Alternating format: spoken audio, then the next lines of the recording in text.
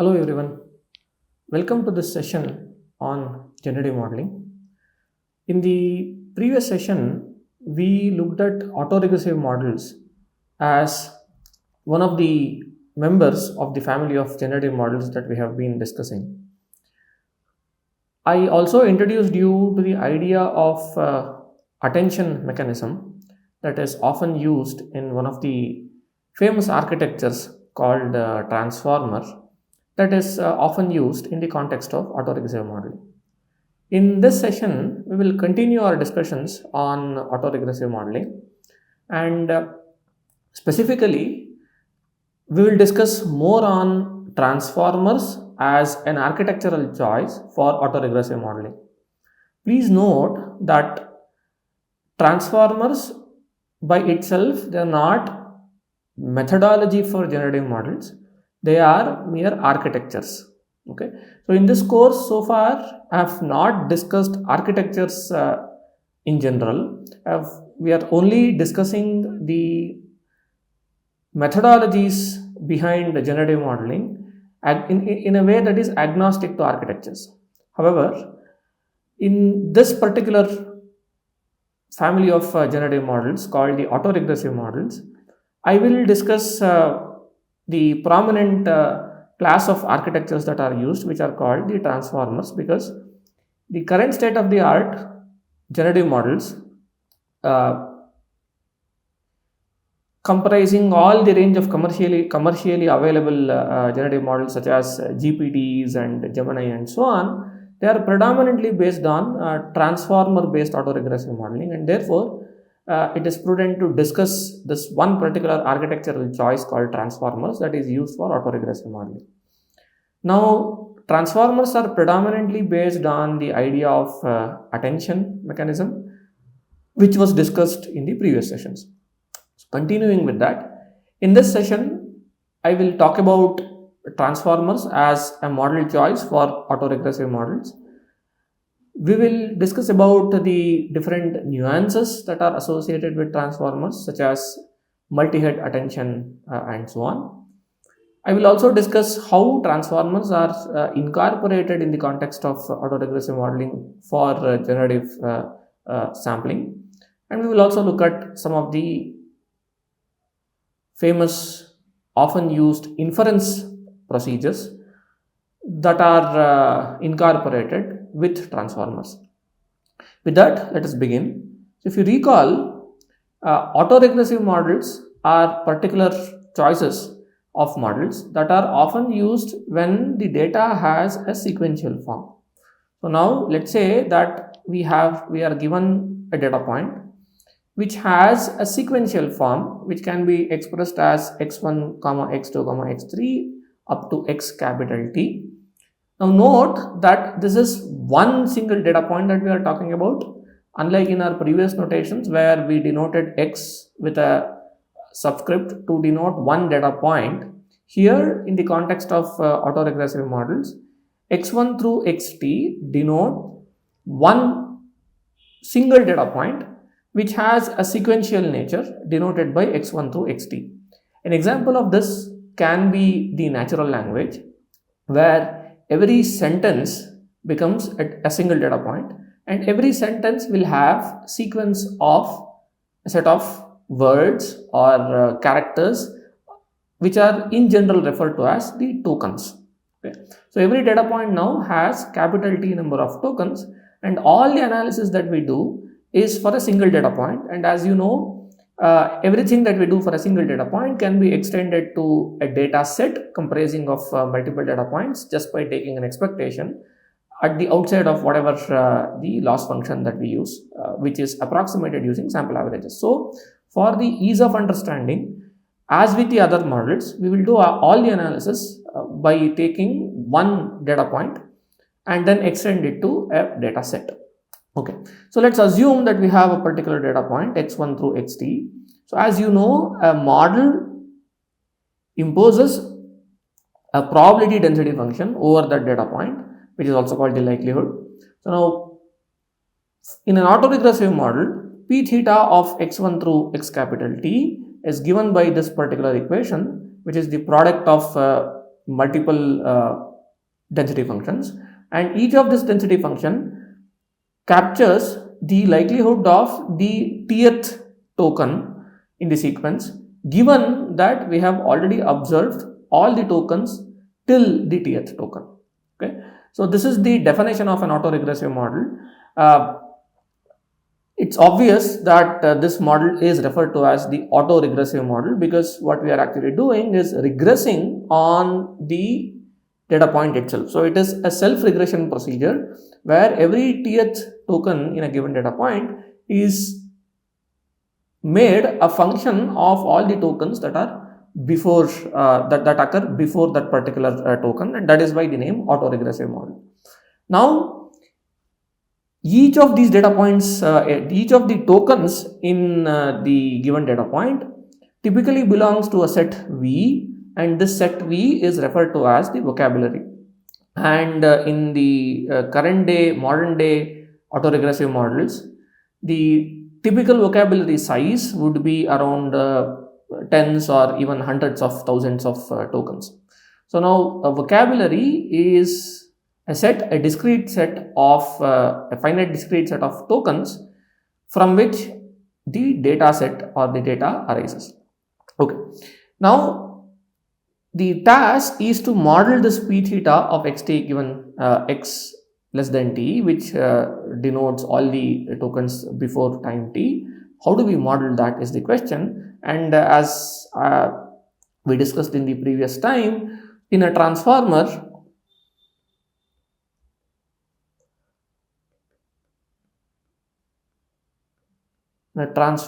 based architecture,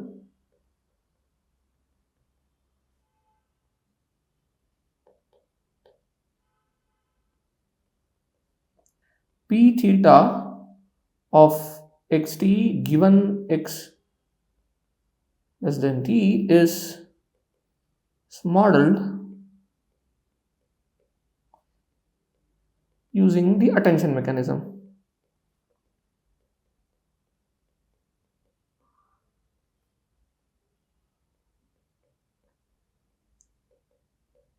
In fact, to be precise, it is modeled using what is called as the causal attention. We will see what that is.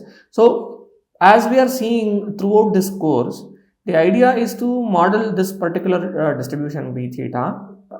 In the case of transformer based autoregressive models, this p theta of xt given x less than t is modeled using causal attention mechanism. We will see what that means. So as I keep repeating, transformer is a particular architectural choice that is used to model p theta of xt given x less than t. Okay, let us begin. So transformer as an architecture.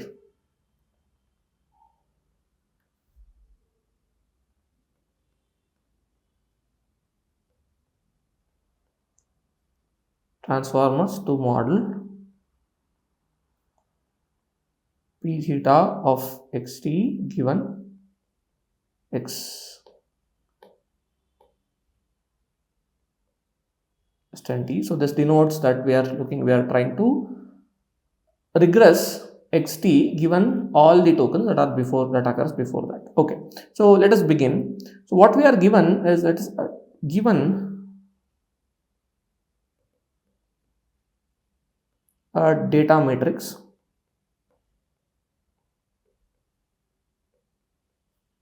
denoted by script x. What we have is a data matrix denoted by script x. Now, what is this? This is a matrix that contains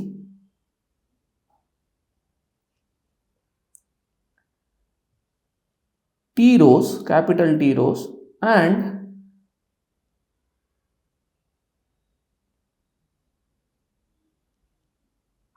we call this as dm. So dm number of columns. So what is this? Every row of this matrix has a vector that corresponds to one of the tokens of the data, right? So the way we have constructed this matrix X is that we have arranged all the tokens that we have as the rows of this particular matrix. Now, what is dm here? Dm is what is called as the model dimension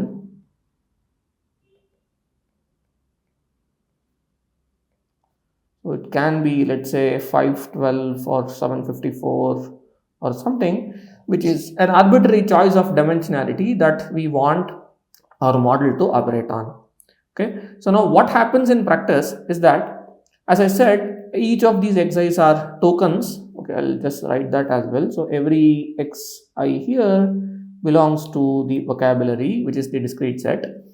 Now the way it is done is, initially all these tokens are represented using the usual one-hot representation, and the X matrix is also made learnable, and this is learned as the model is learning through gradient descent. Okay, this is called the model embedding, which is also made a learnable parameter, where each of these model embeddings are also learned as the model is being trained. So it is initialized using the one-hot representation, which means that every xi here is a vector that contains ones and zeros, all zeros, but for one, a single one, in the position that corresponds to its occurrence in the vocabulary. So that is the usual one-hot representation, and start with one-hot representation, and then you can initialize with one-hot representation and learn it as the model is being trained. So you start with this X matrix, which is the representation of a given data point. So remember that we are still operating with one data point, and we have this data matrix X, and we start with it. Okay, so given this, the first thing that is done in a transformer is, given X, compute the query key and the value matrices.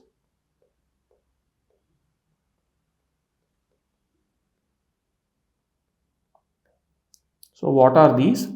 Let us define matrix Q as X times WQ. We have the matrix K as X times WK, and V as X times WV.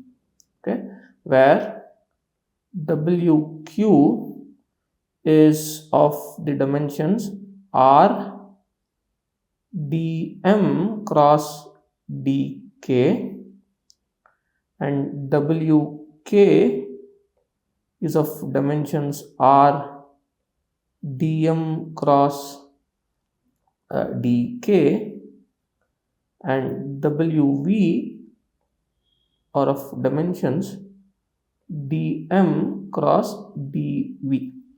So where dk and dv are again arbitrarily chosen numbers.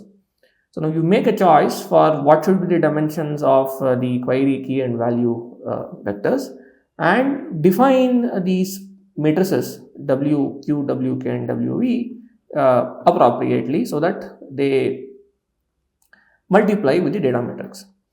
Now observe that typically the dimensionality of the query vector and the key vectors, they are the same, they are both equal to dk, where the value vector can have different dimensions. Now this facilitates what is called as cross attention, where attentions can be computed between the query and the value vectors, or rather the query and the key vector value vectors coming from two different parts of a network, let's say. I mean, this is useful when somebody is building what is called as an encoder-decoder architecture, where the query comes from the encoder and the value is coming from the decoder. So the dimensionality of the query and the key have to match, where the value vector can have a different dimensions.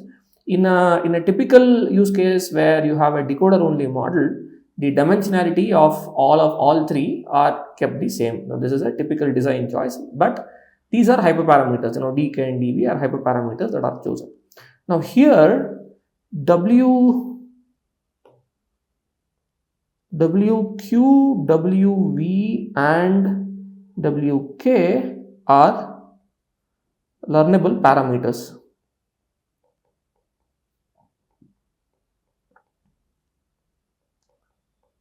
These are theta. So whenever a transformer is being trained, what is being learned are actually these matrices. Okay, wq, wv and wk. These are the matrices that are learned.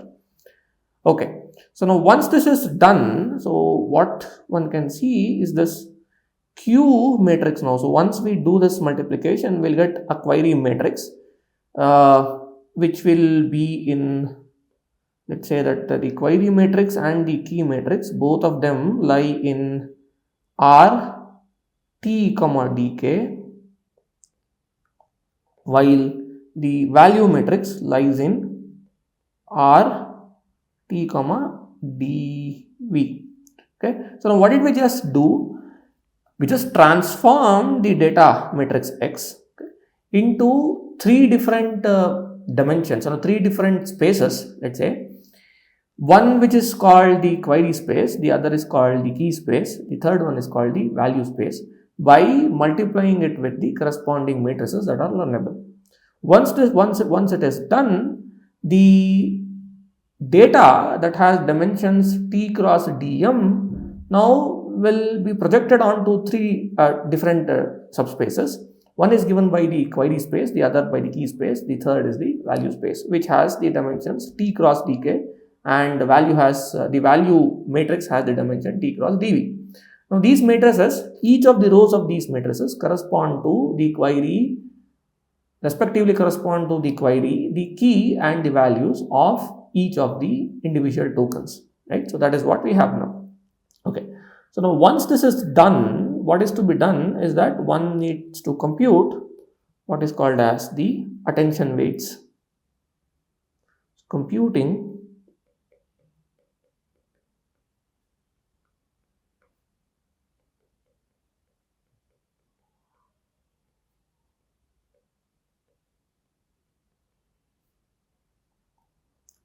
one needs to compute the attention weight. So how is it given? So recall that attention weight is given by a softmax operation that is done on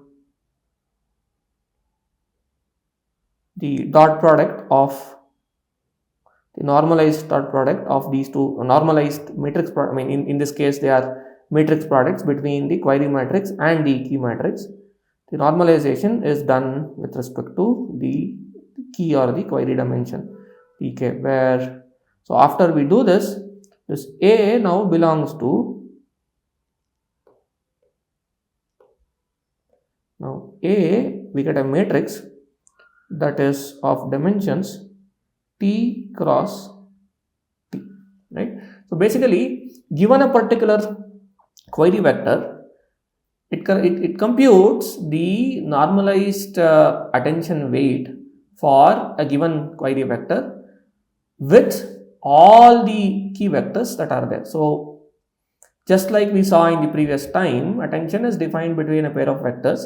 Given a query vector and multiple key vectors, we define attention as the normalized softmax of the normalized dot product between the corresponding query vector and all the key vectors. Now this is the vectorized matricized form of this, where what we do is that we compute the attention weights for each of the pairs of the query and the key, and that is why the attention weights, this matrix, will be of dimensionality t cross t, because we have t number of query vectors and we have t number of key vectors, and that's why you have the attention weight corresponding to each of the pairs of the query and the key vectors. Okay, so once we do this, we'll have to compute what is called as the attention, which is a function of all three matrices that we have computed, q, k, capital T. Now this is given by A times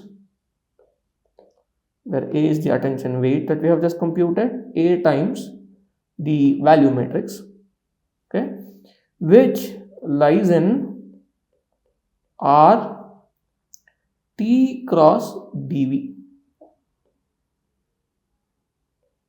Okay, so this is the attention vector, or rather attention matrix, that has been computed using the query key and the, I beg your pardon, this is not T, this is V, query key and the value matrices that we have computed. So note that what did we actually do is this entire attention mechanism or attention function, what does it do? It transforms a matrix that was there in T cross dm dimensions to a matrix which we called as the, let's give it a name, so let us call this as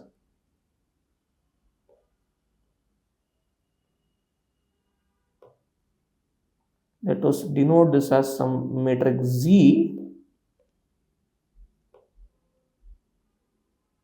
Okay, so this transformed it into a space called Z, which is now T cross dV.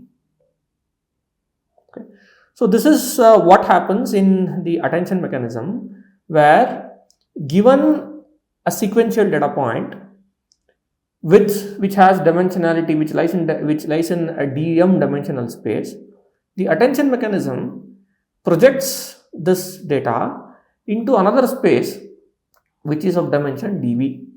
Now how does it do that? This is the procedure. So what it does is it just the first step is to compute what are known as the query key and the value matrices by projecting the data onto three different subspaces called the query space, key space and the value space, and then compute the attention, which is the normalized dot product between every pair of the query and the key values, and then take the linear combination of the value vectors weighted by the attention weights or the attention scores that are given by the query and the key vectors.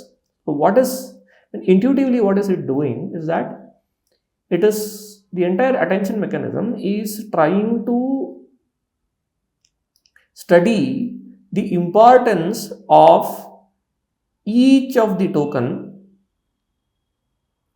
corresponding to every other token that is there in the sequence.